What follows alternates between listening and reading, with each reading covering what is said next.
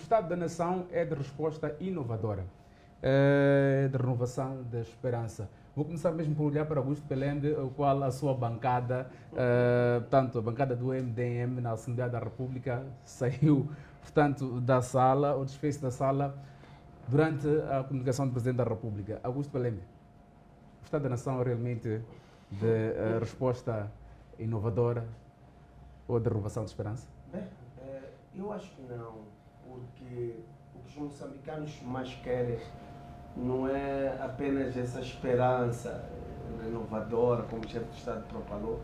Eu acho que isto é mais uma poesia que o chefe de Estado, que ultimamente tem usado para arrefecer os ânimos dos moçambicanos, mas esta poesia não enche a barriga de ninguém, porque se for já olhar a situação do país, na governação principalmente do Filipe Jacinto Nunes, não tem sido dos melhores. Só basta lembrar que desde 2015 que ele tomou posse, o dólar estava a 29 a 30, agora está a 80 e pouco, no mercado negro está a 81, o combustível estava a 37, agora está a 60 e pouco, aquela sardinha que eu chamo de bom amigo era 25, 23, agora está a 70, 100 meticais.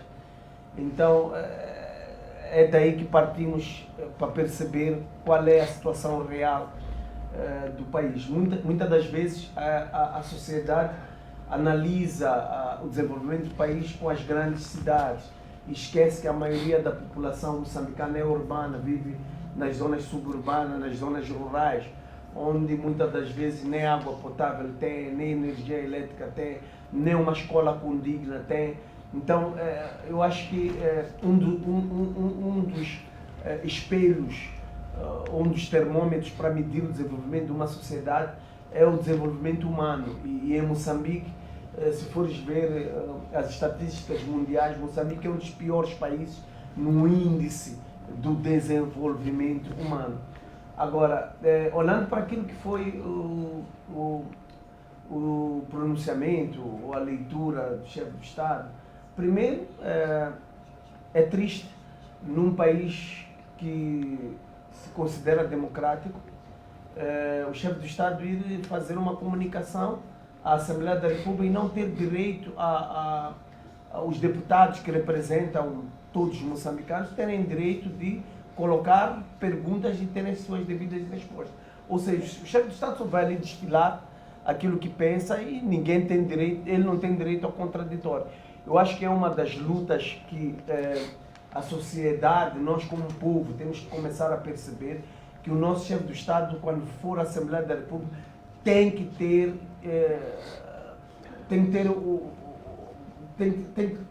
apresentar o seu relator, mas ter que ouvir as perguntas dos representantes do povo.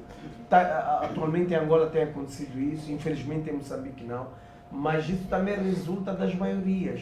Hoje, se a oposição, o MDM, a RENAM, colocar essa proposta, porque a FRELIM tem a maioria, chumba, mas é a mutilação, na minha opinião, da democracia, porque não faz sentido o chefe do Estado aparece uma vez por ano, só desfila, só diz o que pensa e não tem direito ao contraditório. Mas analisando tudo aquilo que ele expôs ali,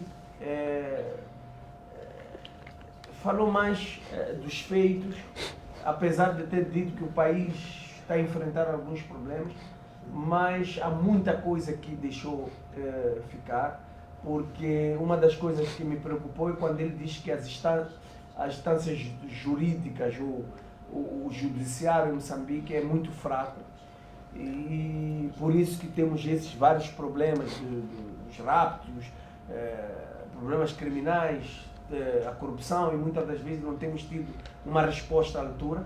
O que me preocupa é que ele nomeia aquelas pessoas e ele, tendo esse sentimento de que essas instituições não estão a trazer resultados necessários, o porquê ele continua a manter, por exemplo, uma procuradora que está a fazer o segundo mandato, mesmo ele tendo dito que há uma fraqueza. Se ele está vendo que é essa fraqueza, por que não muda essas instituições? Por que é que não exonera essas pessoas? Ou seja, de boca ele fala, mas as suas atitudes traduzem o contrário. Ou seja, me parece que essa fraqueza da justiça moçambicana favorece algumas pessoas do regime da Frelimo. Mas também ele falou da situação do DDR. Mas acerca do DDR, chegaremos aí, não é? Deixa-me só perceber dos nossos outros painelistas, no caso o engenheiro Alberto Mourinho, o que é que pensa sobre a resposta inovadora que é o Estado, não é, que se encontra na nação nesta altura, da renovação de esperança, não é? Relativamente portanto, ao ponto destacado no ano passado. Qual é a leitura que fez do pronunciamento do Presidente da República sobre o Estado-Geral da Nação? Espelhou realmente? Tendo destacado que o ano 2020 é um ano atípico devido tanto à pandemia da Covid-19, à questão do terrorismo também associados. Qual é a leitura, engenheiro? Muito obrigado. Olha, eu queria primeiro começar por dizer que, de facto, este primeiro ano do segundo ciclo de governação, o Presidente Nyusi entrou, portanto, neste ano, portanto, segundo ciclo de governação, num ano bastante atípico, com diversas adversidades. Estamos a falar, primeiro, logo em março, com a situação desta pandemia, que até hoje tem estado a criar muitas situações negativas para o país, mas também associadas a isto está, portanto, as duas frentes de guerra, uma em Cabo Delgado e outra na região centro. Mas, não obstante essas adversidades todas, notou-se grandes feitos, portanto, por parte deste governo. Estou a falar que todo um conjunto de esforços tendentes, portanto, a criar, a melhorar a vida dos moçambicanos. Estou a falar daqueles grandes projetos estruturantes, como, por exemplo, o Habitat, como, por exemplo,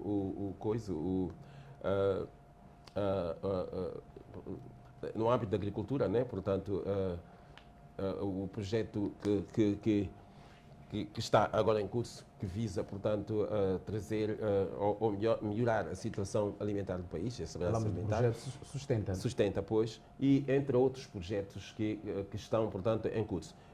Um dos quais eu posso dizer, por exemplo, notamos ao longo portanto, do desempenho do governo, a abertura de água potável. Sabemos muito bem que uma boa parte do nosso povo que ainda, infelizmente, partilham a mesma água com animais, mas, entretanto, o governo tem um projeto concreto de abrir furos de água e trazer água potável para essa população.